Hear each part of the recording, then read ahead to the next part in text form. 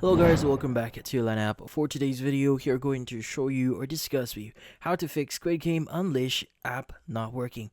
So if you're interested, let's get started.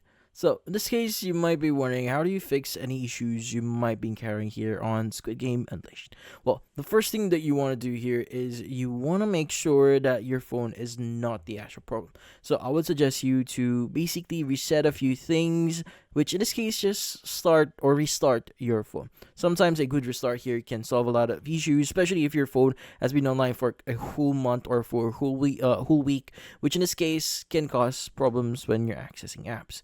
In this case, go ahead and restart your phone and see if that solves the issue. Now, another thing you need to do here is you want to make sure that you've cleared your cache files.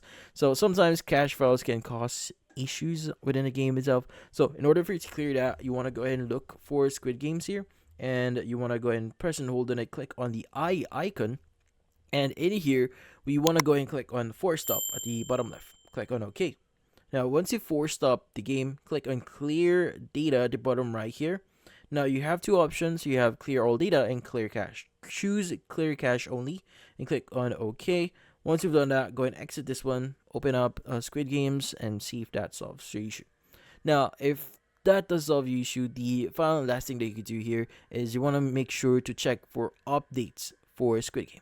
In this case, you want to go ahead and open up Google Play Store here if you install this on Android.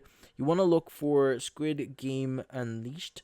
And if you do see any buttons here that says update, go ahead and click on it and wait for the update to complete.